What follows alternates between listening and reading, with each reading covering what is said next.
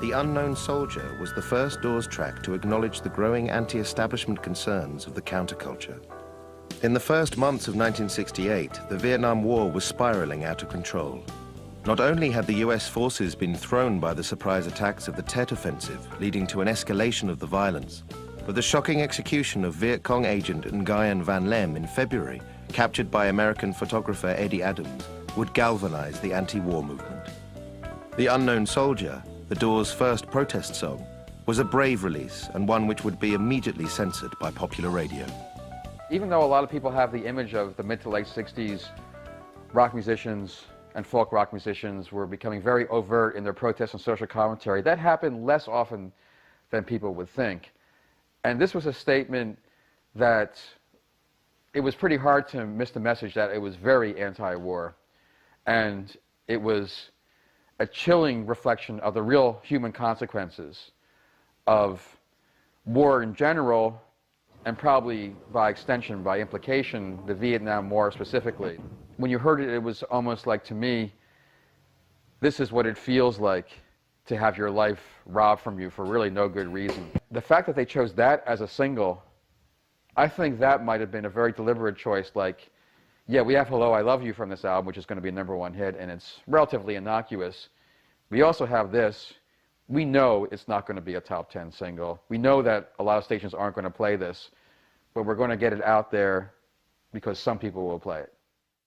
And live, the band brought a new dimension to the track. Their training in filmmaking finally coming to the fore, Morrison and Manzarek produced and directed a promo film to accompany the song, and they premiered this at the end of March during their seminal gigs at the Fillmore East in New York. It was intended from the first that film should somehow play a part in what it was that they were going to be doing, you know, as far as rock goes. You can't imagine the impact that that had at the Fillmore East, seeing that for the first time. People just did not know quite what to make of it. They were gobsmacked, as you Brits like to put it. It was extraordinary. It was just extraordinary. I forget what the song they played before it was, but they just all put down their instruments and they filed off stage very neatly, and then this came up on the light show screen, and nobody had ever seen anything like it. Yet, unpredictable as ever, the Doors followed their most controversial single with their most commercial. And where both radio censorship and a lack of pop convention meant that The Unknown Soldier had just brushed the singles charts, Hello, I Love You, released in June, would become their second #1 hit and would eventually sell over 1 million copies. A lot of fans that I have talked to over the years also thought that this was a departure for the Doors. I don't believe that myself. The song The Unknown Soldier is a bit like a little 3-act musical, a 3-act play. And I think really this song was led by Jim Morrison's idea. I think he probably started singing a melody based around obviously his lyrics, and the rest followed. And where they go from the beginning of the tune to the end of the tune, I think could only come from a band that played a lot together and jammed a lot together. So as I say, it's quite unusual because it is like a little trilogy or a 3-act play. Very unusual little piece. The Unknown Soldier was the first overtly political song Jim wrote, which was not mentioning Vietnam, but, you know, the Unknown Soldier. At the time, it seemed like the norm. People would come out and they would protest and speak against things. I think the Doors did it in a way that was a little bit subversive. Jim Morrison would provoke people with his lyrics. You know, obviously his references to Jesus and to God. He was baiting the audience, and he basically, I think, wanted them to think for themselves. And Unknown Soldier, it was almost prophetic in a way because he was using it, an anti-war rant, and blaming the media. And obviously 30 years later we see what role the media has to play in wars, and I think Jim Morrison was ahead of the game on this one. And it was very experimental in the studio too, using all of the sound effects, and you know, they actually used a rifle in the studio with blanks, of course, firing it off, and it worked. It was pretty interesting for the time.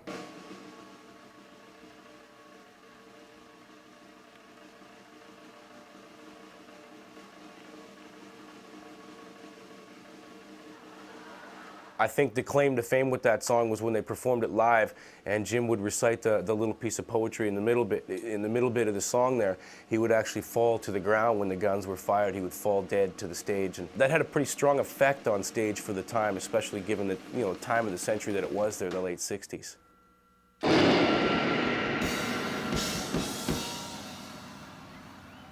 Make a grave for the unknown soldier, nestled in your hollow shoulder, unknown soldier.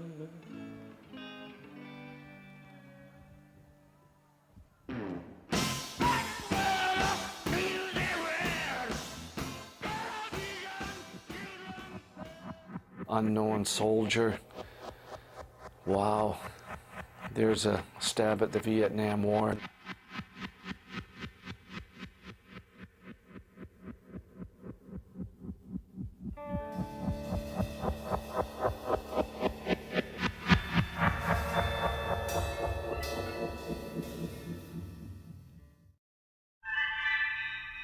Wait until the war is over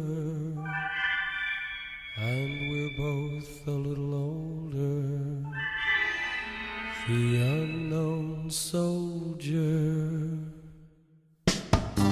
Breakfast where the news is read, television, children fed, unborn living, living dead. Bullet strikes the helmet's head, and it's all over for the unknown soldier. It's all over for the unknown soldier.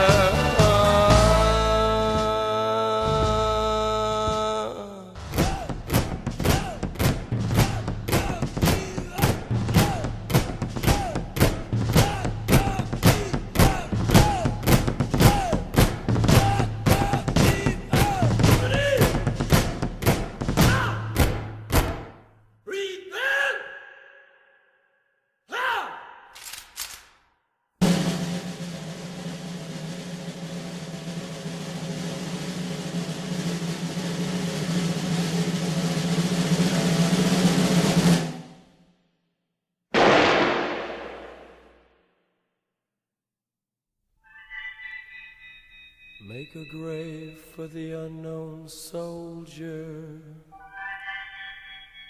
nestled in your hollow shoulder. The unknown soldier.